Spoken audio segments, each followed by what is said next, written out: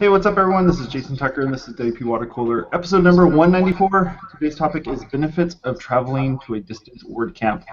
We're going to go around the room real quick, get everyone introduced. We always start with Chris for whatever reason. I wonder why. Chris, tell us all about yourself. My name's Chris Ford. I am the sole proprietor at Creativity Included, where I can help you tell your brand story. And speaking of WordCamps, WordCamp Orange County is coming up in a week. And I'm heading up there to talk and hang out with Steve and all the rest of you crazy guys. Sweet. George, what about you? I lead a team at Automattic doing interesting things related to Jetpack. I am totally drinking tea. I swear this is just tea, nothing fishy. But on the topic of WordCamps, for anyone that may be in the area or interested in traveling a bit, WordCamp New York City is in 3 weeks. 3 weeks? Yes, 3 weeks. And it's actually at the UN this year. Wow. Wow, that's cool. You get to speak at the UN. Pretty awesome. I know. That's going to be awesome on my resume. How about you, John? Hi, I'm John. I am the owner of a WordPress custom development shop called 9 Seeds. It's been around a long time. We make themes, plugins for bespoke clients. I'm also a digital nomad that travels pretty much full-time now. Just let go of my home in Maui to do that full-time again. I've traveled to WordCamps all over the world, and I'm currently house-sitting for somebody coming up shortly so that he can travel to WordCamp Europe this year. That's it. That's awesome. What about you, Robert? Oh, and I'm speaking at WordCamp Orange County next weekend. Woohoo! As well. So. Sweet. Looking forward to seeing you there. What about you, Robert? Robert Gillmer, owner of 79 Web Design. We build stuff with WordPress, and I'm going to WordCamp Orange County next week also. I'm not speaking, though. Sweet. What about you, Russ? You are participating in Plugin Palooza, just saying. I am. Thank you. So, I'm going to win. Russ. My name's Russ. I work for this company called Maintain. I'm also speaking at WordCamp Orange County at the same time Chris Ford is speaking, and I'm also entered into Plugin Palooza, and I'm gonna win. Bring it. Wow. Wow, it's a throwdown. It's a throwdown here on the water cooler. That was the Bobby Flay throwdown is what that was. Nice. Oh, that's sweet. What about you, Sam? I am Sam Hotchkiss. I work on Jetpack at Automattic. John is sitting in my sunroom right now so that I could be here in beautiful Vienna. I just finished up WordCamp Europe, and we're doing a team meetup this week. And unlike George, this is whiskey, not tea. Yeah, but it's 8 o'clock. So about to run to Sam's liquor cabinet. Yeah. Help yourself, John. Nice. What Don't about you, tell him Steve? that. I am Steve Zehngut. I'm the founder of Zeek Interactive, and I run the OC WordPress meetup, which will be meeting tonight in my office without me. David Margowski will be hosting tonight, and like other people have said on the water cooler, WordCamp Orange County is coming up on July 9th. Will you be going? I'm Jason Tucker. You can find me over at jasontucker.us, and I tweet and stuff at Jason Tucker. All right, folks. So, where's like the furthest you've gone to get to a WordCamp? From your house. From your house, the furthest you've gone. I would say my first WordCamp Europe in Bulgaria 2 years ago from Hawaii.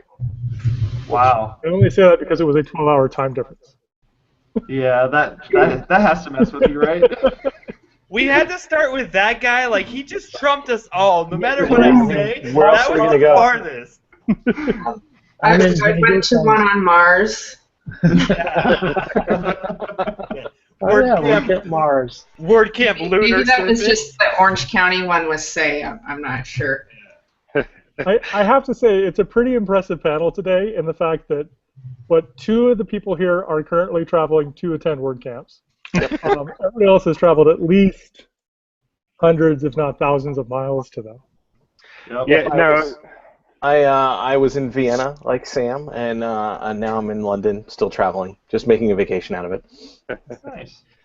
Yeah, I've been to WordCamp Mumbai the last couple of years, which was definitely the furthest for me at about 11,000 miles. So I've done that. Did talked at the meetup in Kathmandu, which was really interesting. Poland, which was where I met Jon for the first time a couple years ago. Fantastic WordCamp too, if you can ever make it out that way. It's really interesting. I went to the Poland one that Sam's talking about because it was the first one I went to that wasn't an English-based WordCamp. WordCamp Europe is always run in English. But Poland was the first one that was predominantly in a non-English language. And they still had a couple of English speakers and lots of friendly Polish people willing to like real-time live translate everything, which I was just like, no, it's okay. I'm going to go to the hallway because I can follow the slides. It's good enough. Anybody else here ever gone to a non-English-based WordCamp? Nope. Silence. I went to Miami. That was very non-English speaking. It was interesting. George, you haven't been to one that was an English based? I have not. Furthest afar I've gotten has been Seattle and London, and well, I guess you're talking about English speaking. I figure London would probably have rights on that. It's interesting. I'm going to Moscow in August, and this is actually going to be the first year that they have an English track, and it's about 60% people who are bilingual in English. So about 40% of the local dev population speaks enough English to write PHP in English, but not really to communicate much. So it's going to be an interesting experience, I think. So I'm going to WordCamp Tokyo in September, and they're doing the same thing. They're having their first ever English track. Oh, wow. I thought both of you were going to say that it's all the beginner track, but it's in English. Like, I thought that's where you guys are going with that. Well, let's jump off of that a little bit. So the idea of going to these crazy places and experiencing the local culture and all that stuff, like what's the benefit for you, Sam, of going to like Moscow or going to Poland or going to Kathmandu or whatever? Like what's the benefits for you of doing that? So the biggest thing for me is being able to have an impact on the global community. Like what I found, when Jon and I were in Poland, that was my first sort of developing world WordCamp. And what sort of got me hooked on the experience is you get there and like all of the sudden people start to feel like they matter. We went to the contributor day in Poland and got 4 or 5 new contributors to core who didn't think that was possible, right? They thought that contributing to core was something for Western Europe and the U.S. They thought that applying to VIP agencies or applying to work at Automattic was something for just people in the first world, if you will, and the sort of mindset change that you can see when you show up and say, hey, like, I sat on a plane for 14 hours so that I could be here to talk to you because you matter to me and you matter to our community as a whole is, a big shift to be able to see. And I think it's really cool and really effective to the global community. I think the other part to that too, though, is as themes and plugins are starting to become more internationalized, I think it gives us more of an excuse to go and visit these places and see how they're interacting with our software or our plugins to find out what we can do to make it more relevant to them. I mean, and to that point, there's plugins now where the base language that it's written in is not English, and then English is a translation pack for the raw plugin. That's at it was 5 or 6% last time I checked. Is that correct? Wow. Somewhere around there, I think. I don't actually have the numbers. That's pretty cool, though. I mean, it also kind of shows number, you. Yeah. It also kind of shows you like how others are interacting with your content, with the plugins and themes and stuff that you're making, and how they're having to deal with the language barrier as well, and being able to kind of break that language barrier a little bit. Which I guess kind of goes into going to a WordCamp that isn't in English, and it could very well be, in a different language, and you're the one that's kind of the odd man out at that point. Yeah, just to tail onto what Sam was saying there, like one of the things I found in going to some of these, and including meetups in this, even though this is really about WordCamps, is you make a really huge impact by showing up at remote meetups. That, like, as a traveler to them to speak and to share, it does have a really profound impact on those local communities. I've been trying to help, like, the WordCamp or the WordPress community in Bangkok get a little bit more solidified, because I spent a lot of time there. Looks like they're going to do a WordCamp in Bali, Indonesia soon, and Ubud. Making a presence in some of these places makes a big difference, but it's not just about far-flung locations, right? Like, I think that same thing happens when somebody takes the time to go from LA to New York or Boston or Austin, Texas. Like, as the person traveling to that camp, you both have an opportunity to make an impact on that local community, but also to absorb a tremendous amount of new information that just gets you outside of the little bubble that is your local WordPress community, assuming that most people who travel far have some involvement in their local community. I organized WordCamp Maui, and I found we had a lot of people we expected this, but we had a lot of people who came to Maui. It was their first WordCamp. They kind of made a vacation out of it. But they were really looking to kind of, it was a travel destination for them, and then they were just blown away with, like, the ability to interrelate with everybody else at this WordCamp.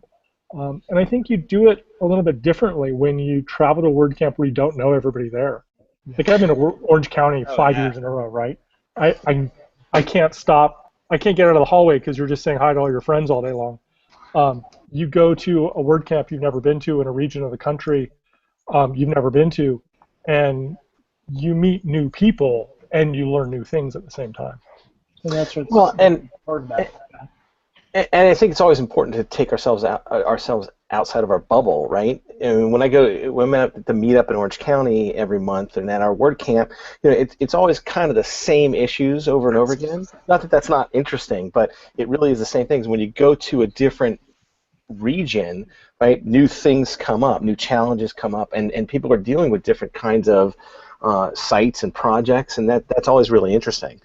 And you get out of the echo chamber because you're not hanging out with the people that use the same plugins you do, use the same code that you do. You learn new things. Mm-hmm. When I went to WordCamp London in 2013, having your site work in right to left and left to right was kind of a new concept to me, and I had somebody show me he builds everything right to left, and it was interesting to find out, like, how punctuation works. Like, even though a period works on English, it doesn't work this way. And I mean, like, just it was a huge learning curve that I didn't understand, and that was something that I think made me better. Exactly. I was just thinking, did you need to travel to London to learn the punctuation of different languages? You could have Googled that. Yeah. Specific. Well, no, that's not the goal. That's a side benefit. I'm making a joke. It was just like Steve. I happened to be there on vacation traveling, and it fell on the same weekend. I stopped in, hung out all day Saturday. I got to meet some people. I ran into some WP Engine friends, but it was more, what can I learn from this in a couple hours that I didn't already know? And I set in on some different stuff.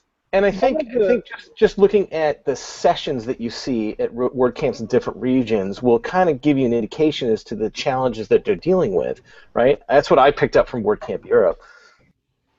Sure. I mean, it's important for WordCamps around the world all to really feel like first-class experiences. We don't want WordCamp Mumbai, for example, just because, let's face it, we live in a very North America, Eurocentric community, and we need to make sure that we are actively reaching out and making those communities elsewhere in the world feel just as important, because they have just as much to contribute, which is why I was very excited to see the upcoming program that WordCamp Central is doing with planting new WordCamps in areas where there may not necessarily be big communities, but there's a lot of potential for them. That last I heard, they picked 5 communities around the world, and I don't recall what they are, but 5 places to just actually have Central go in and take over the administration of it and say, hey, we're going to do a WordCamp in this community to support the community and help grow it. Yeah, one of the interesting things in talking to WordCamp organizers internationally is a lot struggle with their local tech community doesn't have that open source embrace that a lot of Western, or I should say, North American communities do. Like, they're not quite as invested in the startup open source kind of thing, like share all your knowledge and the returns will come. There tends to be, from what I've seen, some places, not European, but Asian, where there's like a fear of sharing your knowledge the way there is here. It's one of the things you learn by traveling to WordCamps is that each local community has its own kind of feel. And it's not just the IP thing that I was mentioning. Like, you see different scale, like kind of experience levels of development. You see different preferences for hosting. You see different preferences for plugins. Like, it really expands your horizon just by getting to know these communities that have their own history to them. Well, and also the other thing that I've run into repeatedly is just an amazing level of gratitude for WordPress and the WordPress community and the product. Like, you know, I've met so many people who grew up, you know, maybe in a family where, as a family, they would make $200, $300, $400 a year, and WordPress was the tool that they had that they could get at no cost, and they could teach themselves at no cost, that allowed them to lift themselves up to another standard of living on a global scale, which, you know, is really cool to remember too. Like, the way that the tools that we are building have the potential to change the lives of people around the world. You know, I'll tell you, Chris Lemon and I were recently in Nicaragua, and we experienced that. You know, we experienced, we were just talking to a local who, you know, made that level of income and has recently retrained himself to be a WordPress developer. Wow. Yeah. That's awesome. That's cool. Yeah. My question is, Steve, were you at the airport with a sign like a limo driver that said, "Do you use WordPress?" Like, were you looking for people? How did that come about? No, Russ. I just know how to make conversation. I'm social. How did you meet said local? He was part of our tour. He was part of our cigar tour that we went on. I met a guy. I took a street art tour in London, and the guy, he runs his website off of WordPress, and so I loaded up his site, noticed he had problems, and I still talk to this guy every day. His name's Doug. And it's just one of those things where I was like, hey, your site's on WordPress, and he's like, how'd you know that? You know, and it's something that I've made several bonds with because of WordPress. It's cool. So meeting people is definitely one of the benefits. What about like expanding business-wise, like being able to like either find new people to interact with or to do business with or anything like that? Have you guys experienced any of that sort of thing? That actually just happened to us. We, Ben Weiser and myself from here in Vegas, we went to a beer fest, ran into some guys that run a local craft beer podcast, and they needed WordPress help, and now they signed up with our services. That's awesome. Really great way to make that happen. Whenever I'm at WordCamps, anywhere, I'm always hiring.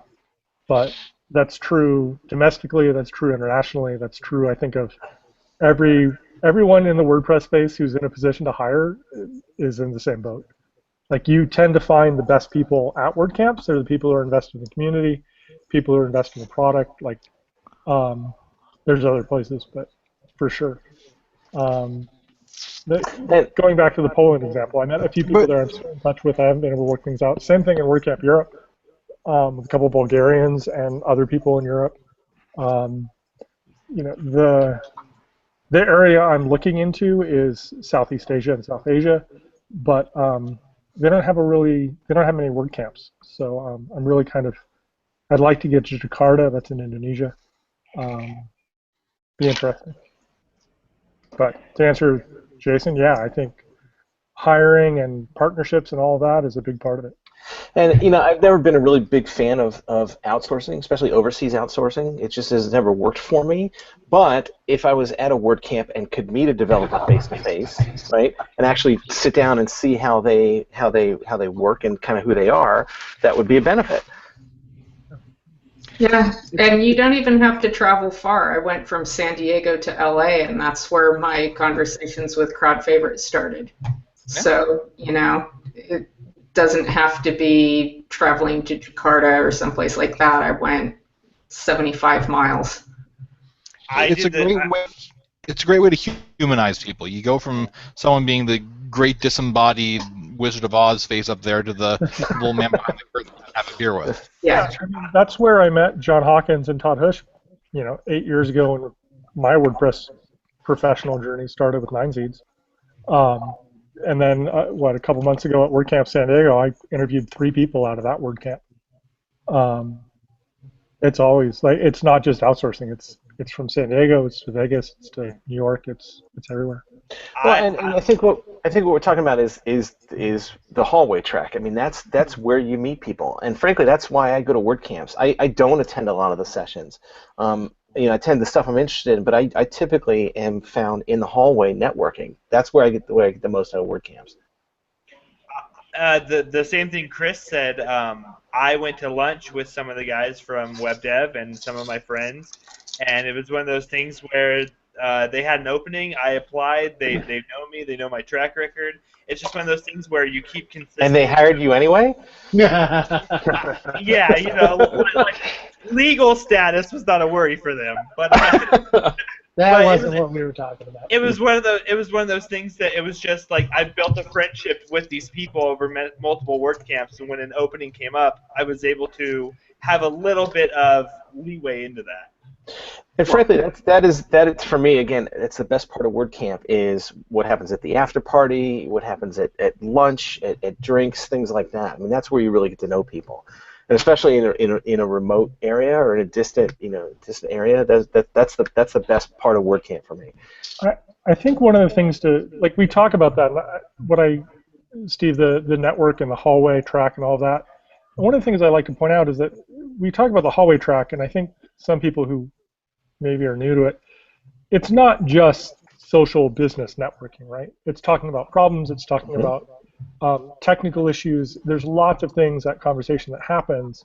It's not just who can I partner with. Like I remember back in my civil engineering days, it was all like, here's my business card, how can we partner on a project? And it was very business. WordCamps are different, and you learn what the issues are in local communities, who's doing what interesting stuff, but it's also technical. You learn that one community has a certain web hosting preference over another, and you get to dive into why. Maybe somebody has a really advanced community. They don't have any beginners coming to their meetups or anything like that. Another one has the exact opposite problem. So you get to explore a lot of these kind of local issues in the hallway by talking to people. Well, and WordCamps are the first places for me where networking felt non-creepy. I've been to AIP events and stuff where people walk up and ask you who you are and what you do, and if you can't help them, they can't wait to talk to someone else. And I've never felt that at a WordCamp. I've never gotten that, oh, you don't have anything for me, see you later, I'm going to go talk to this guy over here who might. Didn't I do that to you, Matt? I'm sure I did. I must have snuck correct. What you describe as creepy, I describe as approachable, right? So I found that the difference between other conferences and a WordCamp is everybody at WordCamp, for the most part, is approachable, right? And so if you see somebody on the core team, online, and you want to go talk to them, go to the WordCamp where they're at and just go talk to them. They are accessible. That's So why stalk they're them there. until you know which WordCamp they're going to next. Especially you, Sam. Start following them on Twitter. Find out if they have an Instagram. Find out if they're going to sponsor. That's So how I found George. No, I take it Hanging back. on the wall outside of Mark and Helen's apartment all weekend. So I just added the creepy back into WordCamp. Yeah. I have a great example of that. One of the first WordCamps I traveled far for was WordCamp Vancouver, and I went to it because it was the first WordCamp developer conference, and it was paired with Buddy Camp, the first ever Buddy Camp. So I went up there for the weekend, met a great bunch of people. I didn't know anyone. Like, I'd heard a couple of names, Rand Mortensen, a couple other people. And at the kind of after event, which speakers and some out-of-town guests got invited to, I'd just been talking to Matt for half an hour. That would be Mullenweg, right? So just hanging out, talking with Mullenweg for a half hour for the first time ever, and I was like, hey, John, amazing. John, you dropped something there. But I want to touch on what John was saying earlier with figuring out other community problems. That's actually how I came up with the idea to have an open discussion, is that going to multiple WordCamps, I've heard people nonstop saying that they love Jetpack or they hate Jetpack, and it was one of those things where I'm the biggest Jetpack advocator that there could be. Do you know Hotchkiss or Sam? Yeah, fair enough. Have you met George? Anyways, but it's one of those things that that I identified multiple conversations that happened no matter what WordCamp I went to. It's one of those things where if you pay attention, you can learn a lot by just listening. I'm sorry, what? Exactly. you guys are just hilarious. This is why I go to WordCamps with all of you guys, by the way. So you can smack them in person instead of having to do it digitally. No, right? no, it only gets worse in person. Like, it never gets better. But I mean, like, a few times, Steve, you've come to Las Vegas just on a personal thing, and it's like, hey, buddy, what are you doing? Come out with us or whatever. I mean, it's one of those things where you form a friendship, and it can go so much more than just talking about WordPress in a non-creepy kind of way. Yeah.